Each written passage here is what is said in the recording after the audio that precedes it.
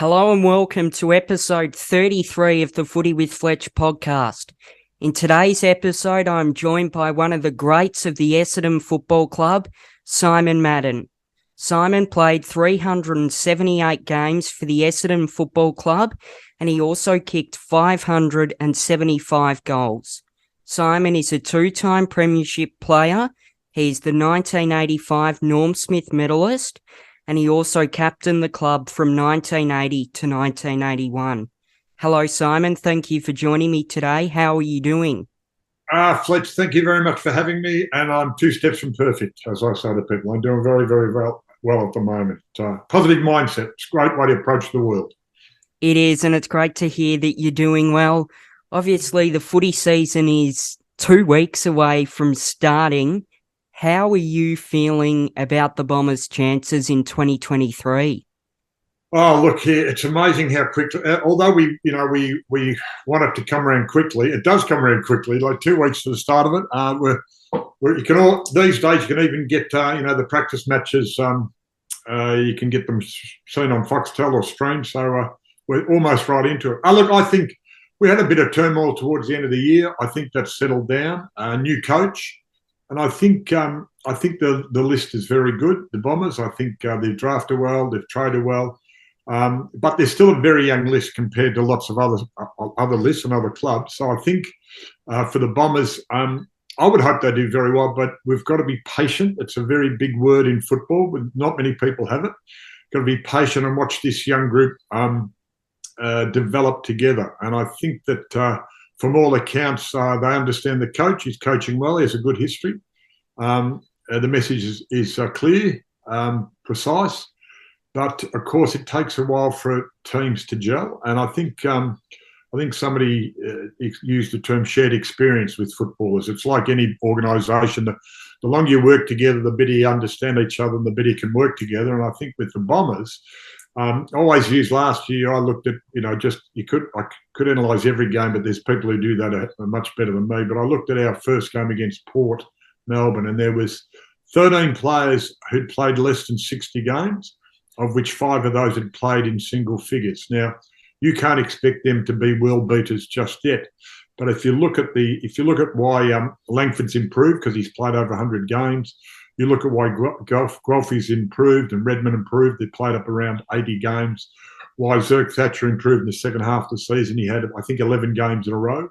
All those things contribute to the improvement of a team. So if I watch these players stick together and play together over the next 3 years and add 60 games, roughly, say 40 to 60 games, depending on injury, 40 to 60 games together, I think you'll see a very good side. But it's going to take 2 to 3 years. So I would like to see him finish. I'd like to see him play finals this year. I've said for years, happened to me, you play one, took ages to get there and play one final, and we lost a couple. And you go, oh, gee, are we good enough? And then we won our first elimination final, and you went, oh, I like this. This is what people have been talking about, this winning finals. And I'd love to see them do that. Just got to win one final, because that's the real turning point, I think. But that might not happen this year. If they made 9 to 12, I think that's realistic, even 13. But I would hope they'd be mid-tier and then over the next 2 years get into the finals. Definitely an exciting period for Essendon fans and past players out there. As a child, which football team did you support growing up?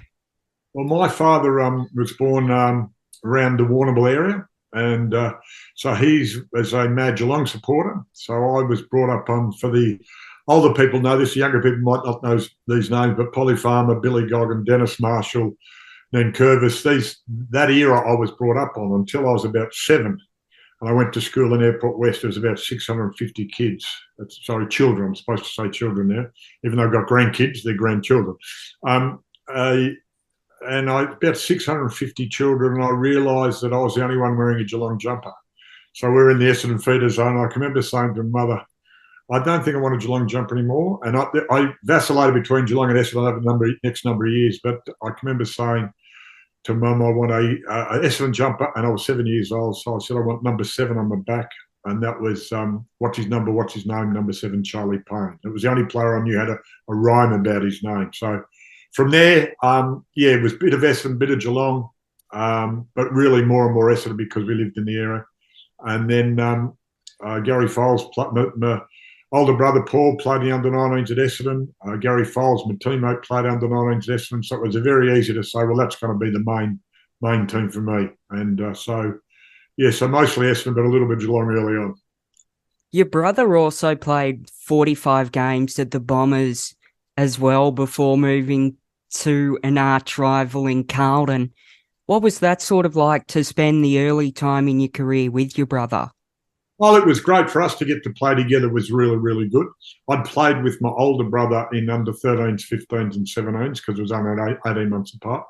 But at Justin, there's 3 years difference. So I get to play with him was really good. But of course, look, when I started, I was 16, very unusual. I played my first game when I was in year 11, 16.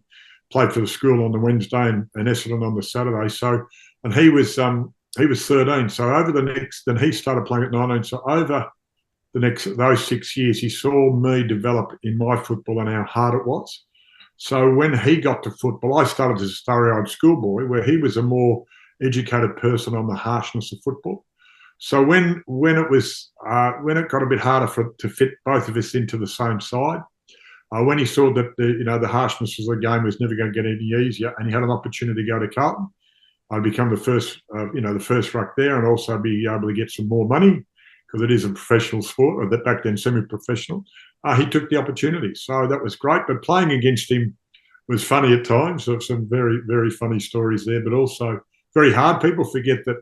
I think at the height of his playing career, he was 6'10", 125 kilos. I mean, he was a man mountain to play against. I was 6'5.5", so 198 centimetres in the measurement now, and about 98 kilos. So I'm giving away about 27 kilos just in weight and about 4.5 inches in height. So he's a really, really hard opponent, and he was very smart.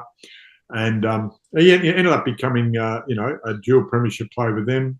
Played over 300 games, best and fairest, captain Victoria. Had a great career. I don't tell him that personally, of course, but he had a great career, and we're the only brothers. We're the only brothers to play over 300 games and be life members because of that. So it was that's a nice thing to be part of. Part of the brothers who played 300 games. So it was good. There's a whole lot of stories I won't bore you with now, but I had to go at his mother at one stage, and then he had to go back at mine, and we realised it's not going to work. Now, you mentioned that you played football on a Wednesday, school footy, and then you played for the Bombers on the weekend. Obviously, that wouldn't happen nowadays. It's really sort of, I guess, different to see how much football's progressed from when it was part-time athletes to now full-time.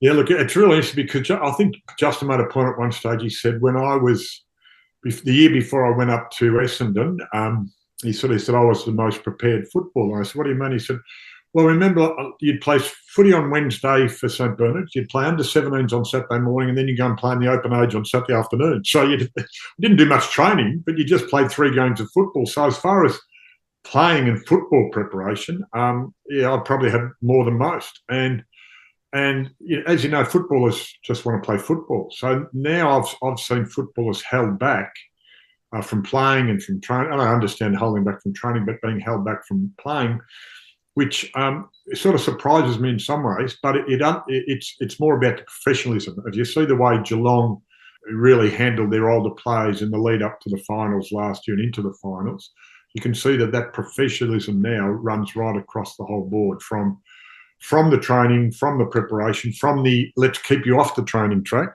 I can remember one time my great teammate Terry Dinaher, great captain, he'd say, "Oh no," she'd say, "You can have a rest." And "Oh no, mate, I've got to train." And I can remember she'd saying to us at one stage, "Do we have to find Terry Dinaher to keep him off the training track?" Because he just loved it. He loved training. He loved playing. He loved everything about football. Where I was more of, I like the playing, and the training is just something you have to do to get to the playing. So, but look, in some ways it's very much the same. In some ways it's very much different. When I finished, when I played my last season, I played 378 games. I thought it might be harder I was third most games at that stage, and I thought to myself, look, it's going to be harder. The way the game's going, it's going to be harder for anybody to play over 350 games. But now you look at that professionalism. So there's 4 on the bench, so you rotate more and get more time resting during the game. There are times when players are in my time, you were never out rested. You were just out injured. So now players are out, managed and rested. And there's just this whole lot of, you used to fit in your preparation around work. Eventually, towards the end, it got harder and harder to do that. But initially, your preparation was around work. So, of course, it was part-time. When now, you can be doing recovery straight after the game. You can be doing recovery Sunday morning. You can be doing recovery Monday. And then, and I noticed that training during the season, to a lot of extent, is eased up because of all the effort going into the preparation before a game. So you can see now that I think I'm 6th or 7th on the list of most games, and while it surprised me a bit, it doesn't, because you just look at that professionalism now to get the players out on the track, which I think is fantastic. And you were also the leading goal kicker of the Bombers with 575 goals before Matthew Lloyd broke the record in 2003.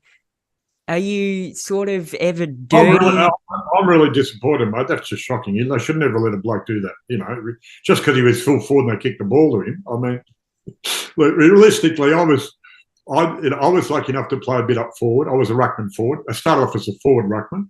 I watched Graham Moss win 3 Best and Fairest and a Brownlow. So just by watching, you saw how good he was. And then he gave me opportunity because he went back to Perth.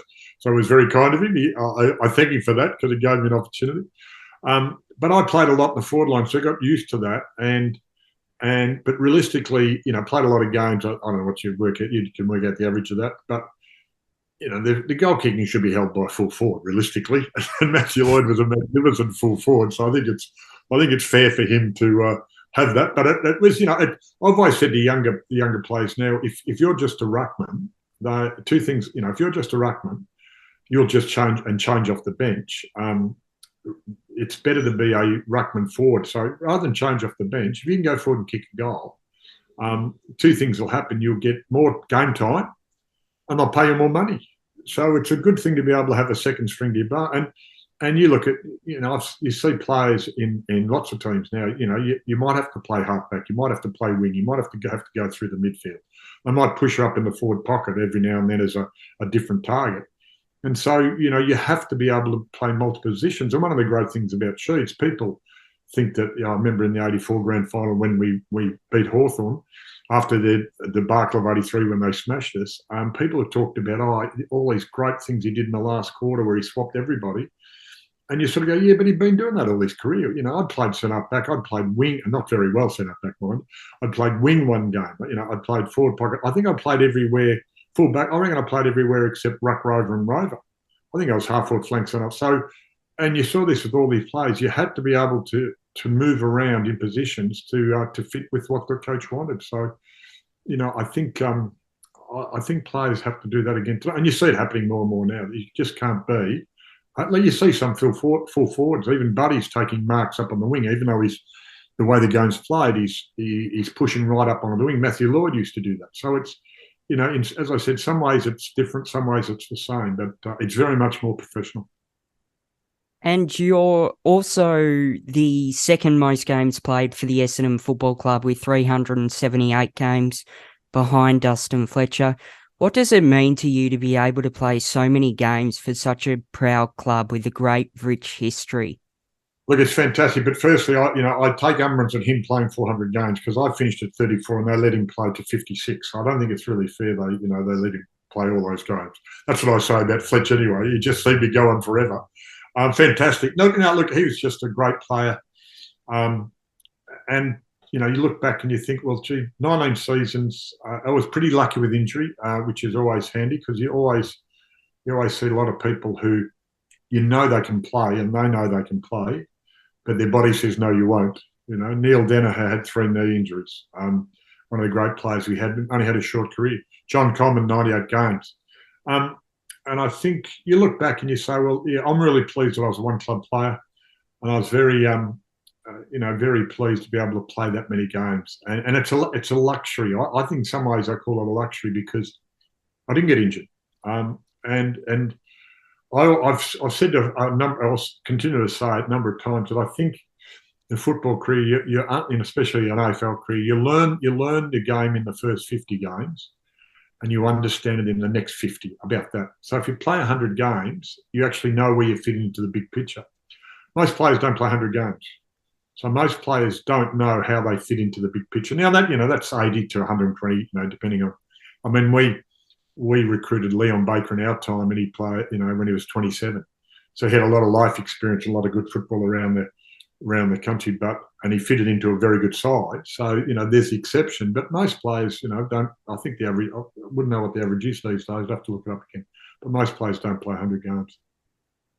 And your brother and you were the only players and brothers in VFL AFL history to both play 300 games. You mentioned that a little bit earlier.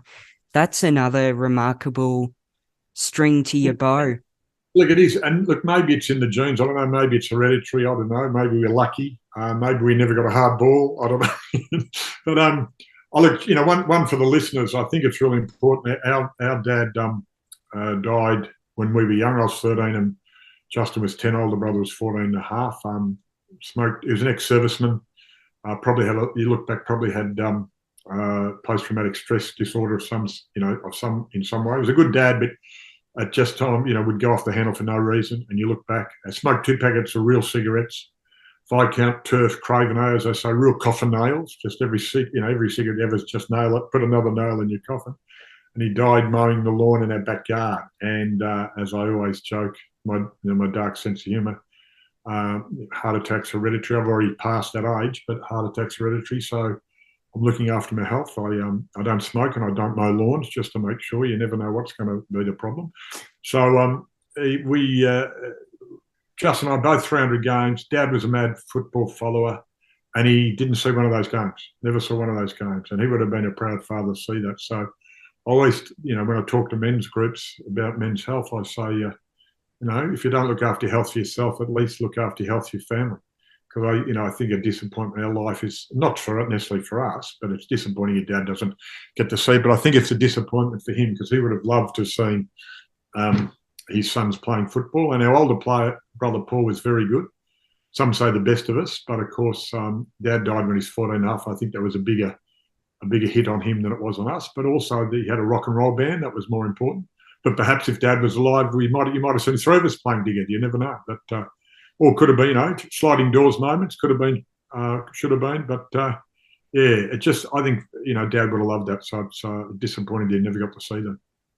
It is disappointing, but it's great to see that you've got such a important take on men's health, because it really is such an important facet of life, trying to keep as healthy as you can. Look, and it's interesting because I can talk about this. I'm a consultant in the businesses about high performance, about individually, the leadership, the team, and the culture.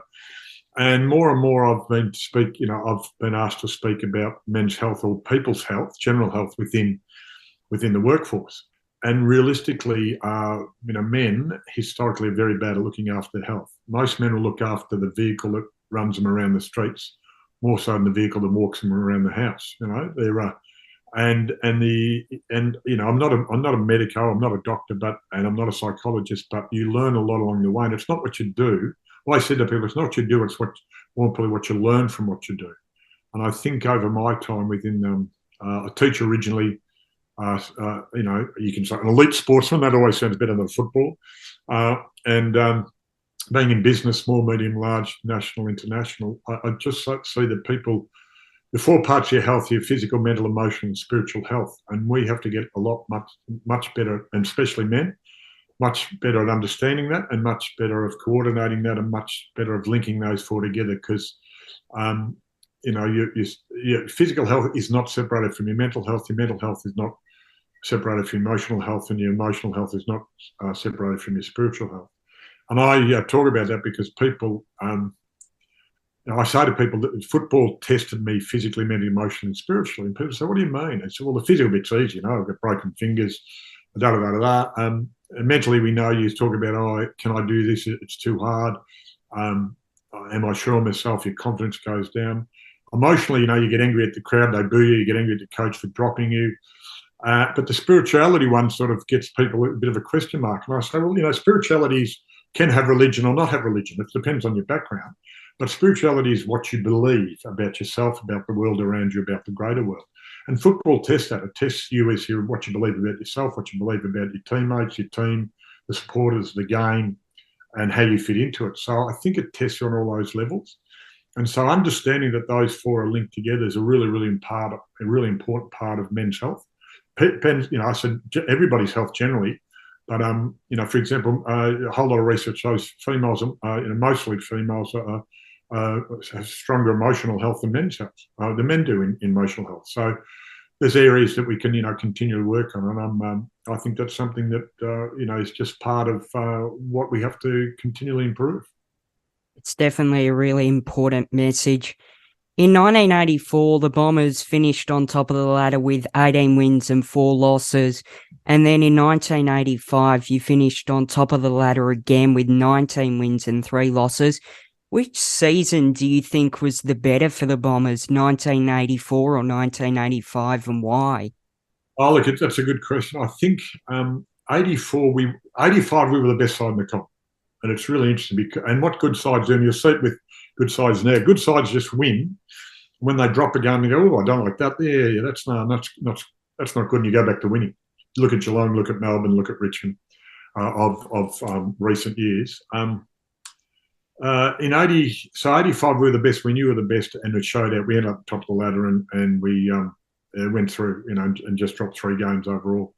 In 84 was, there was a hangover from 83 where Hawthorn had actually belted us by a record score at that time in the 83 grand final, and I think that was it was terribly disappointing. We were just happy to be in the grand final. I think you look back, and some days it all goes wrong. I mean, look at Swans in last year, and if you replayed that game the next week, they wouldn't be that bad. But some days, and you can analyse the end of it, but it just doesn't work on one day, and there's a whole lot of things to come into being. And in 83, Hawthorn just belted us, and nothing worked, and it was really disappointing. But I think Sheeds didn't overdo it, but he used that as a good motivation for us over the next year. So I think from that point of view, being able to overcome 83 makes 84 a great year. But I think 85, and for me, it's the best moment in my footy career is the siren at the end of the 84 grand final. It's just, because you actually end up, you win the premiership, and there's a whole mix of emotions. Relief that you've done it, exultation that you've done it, surprise that you've done it. There's just this whole mix because as a group you've worked on trying to do this, and you do it. So I think that moment is probably the best for me. But also the 85 side, I just think that was a magnificent side. And you can have this argument with anybody at any stage about what's the best team. I talk to the Hawthorn supporters and think about this. This is Hawthorn's just grand finals in that period. So don't worry about any other games. So 83 won the grand final, 84 lost, 85 lost, 86 won, 87 lost, 88 won, 89 won, 90 missed, and 91 won. That's a huge effort. That's a great run. And we beat them twice. So we must have been all right. To have a run like that is a great team. And for us to be able to beat them twice and be in a grand final with them once beforehand, we're pretty good. We were pretty good. So we were a special side. There's only 4 changes from the 2 sides. And you look at Terry Danaher, Tim Watson. I just, roll the names of Roger Merritt, Paul Vanderhaar, Gary Foles, 300 games, Glenn Hawker, Merv Nagel, Neil Clark. You just go through all these names. And even the blokes who might not be household names, who are maybe the last 6, were in scintillating form in those years. So, it was fantastic team. And Sheeds did a great job, sensational job of coaching us. And you look, the older you get, the more you look back and see, the differences in all those personalities, how you bring them together, was just fantastic. So it was pretty good side. But I would probably say the moment itself was 84 for winning your first premiership, but the team itself, 85, I think was better. And then obviously in 1985 in the grand final, you won the Norm Smith medal. I was hoping you'd bring that up. Thank you. Did you expect to win the Norm Smith medal? No, you don't really think. I don't think you think about it because we had a lot of good players that time. I think I was sitting on the bench for a little while in the third quarter, which everybody does now, but it was a period. But we had some really good players. You look back, and I haven't watched the replay much, but I've seen it a couple of times, and there's some great players on the day. So you're really more happy about being part of the team. But when you get that individual accolade, it's fantastic, and it's something you can hang your hat on. Now, whether I'm the best or not, that's somebody else's judgment. There's a panel who picks it. So thank you for that. I think you're happy that you've played well in a winning side. I think that's really, really important that you've been part of that. Well, and everybody's part of it. Whether you had one kick or one handball or the Norm Smith Medal, I think that we can't do without each other. So I think I was very, you're very honoured and humble to do it, but. It's if you said, do you want a premiership medal and no Norm Smith, or a Norm Smith medal and no premiership? I think I'd pick the first one, right? Take the premiership medal before the Norm Smith. So Gary Ablett Senior has a Norm Smith medal, but not a premiership one. So I think I'm in a better position. And you also got to play 17 games for Victoria, your home state side. What was it like to put on the big V jumper? Oh, look, it's a different era now, and it's they've tried it. While it's a national league, it's probably going to be harder to do. But back then, it was fantastic. The highest levels of football are the finals and state footy. And I'm a better footballer. Well, not now. I can't play football at all now. I was a better footballer for playing state football. You get picked because your form's good, and then you turn up at training. And you look around and go, geez, they've picked me with this mob. These blokes are pretty good. Maybe I must be doing all right at the moment. And I always remember wandering out one game, and I was lucky enough to captain Victoria too, which is a great honour. But I remember wandering out to one, the opening bounce once we did the setup, and I looked around. I've got in the centre circle, I've got Gerard Healy, Brownlow medalist, Greg Williams, Brownlow medalist, Flea Waitman, probably Richmond's best rover because Bartlett was more a forward rover. And I'm standing there going, well, I've got no excuses. I can't blame these blokes. I better get them the ball, because if I don't get them the ball, they'll be right into me. So it's almost an added pressure to be as good as they are. And I always, you talk to the great triple Brownlow medalist Bobby Skilton. That's his full name now, triple Brownlow medalist Bobby Skilton. And he only played one final. And, to have conversations about him, with him about the state football he played and who he played with and how it went, you can see how much he loved it. And then when you do it yourself, you can actually understand how great it is. And to be able to say that I've played and won in state football and played in finals and won, it's great to be able to say I've been able to do that. I really rated state footy, and as I said, it made me a better footballer. And you also rucked before there was a centre circle. How challenging do you think that aspect of the game was as well?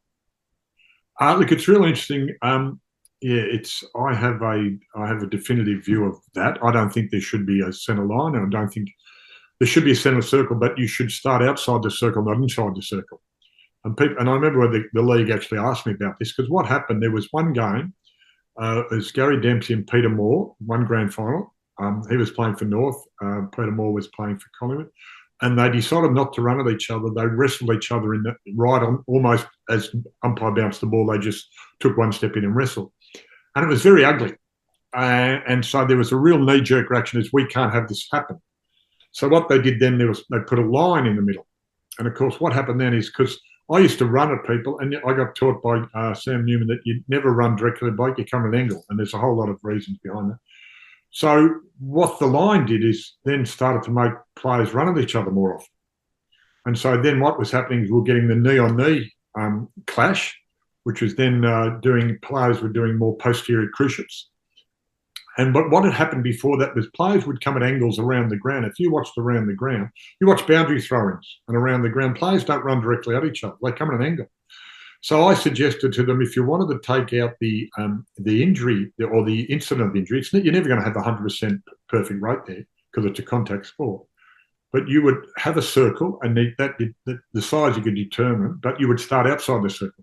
And you would find then, even if they stood next to each other outside the circle like a boundary throw, they would move to the ball.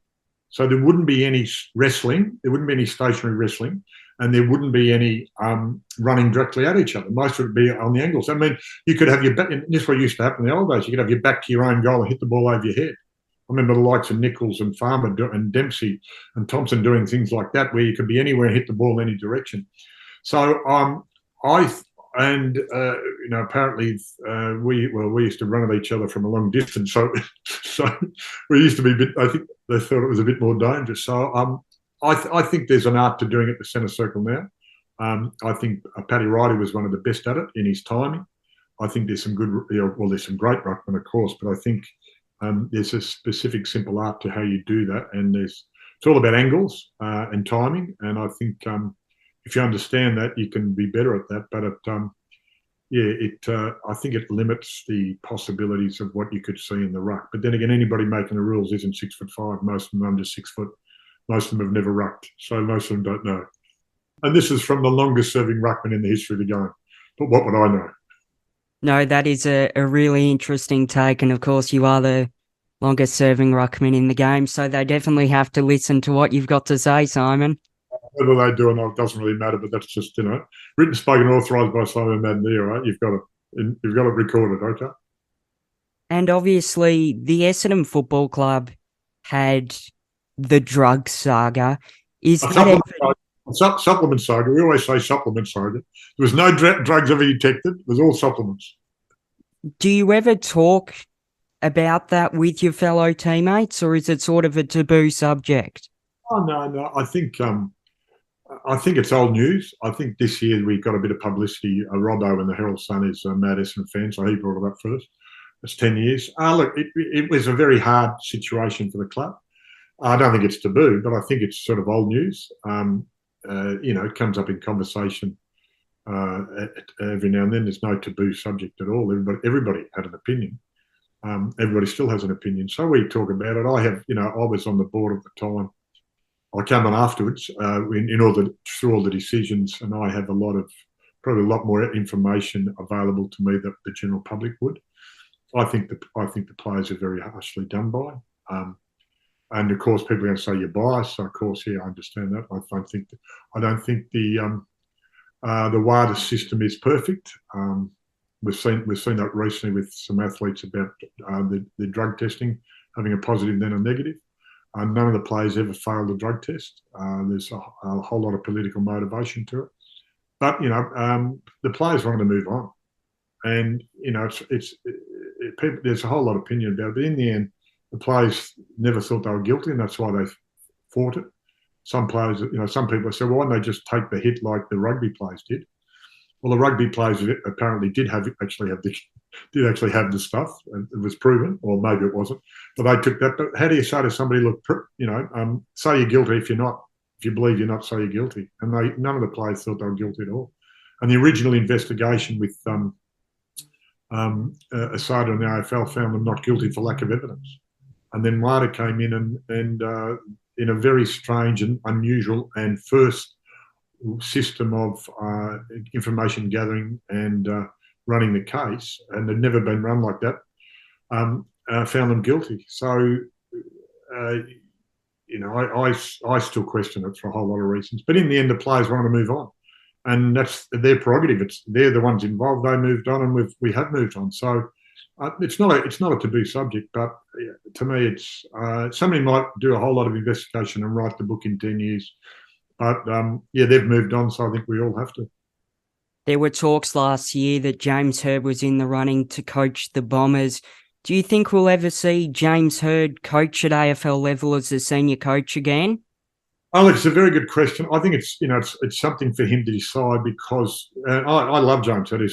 Luckily, I played one game with him. In my last year, I played one game with him. I think he's a sensational player, a really good person. But if you're serious about coaching, you have to do an apprenticeship. The Collingwood coach McRae was interviewed last year. I think it was on the front bar of all things, and they said, "Oh, you're doing a really good job." And he said, "Look, I've had 13 years' experience before I got here." So he's done a real apprenticeship. To be fair to James, he's a very smart man about football. But if you look at being cool, calm and honest and unemotional about selecting a coach, His total experience of coaching in the last 7 years was about a third of a season part-time with his mate, McPhee, up at Greater Western Sydney. Now, it doesn't matter how good a thinker of you are in football. In modern football, you have to do the apprenticeship.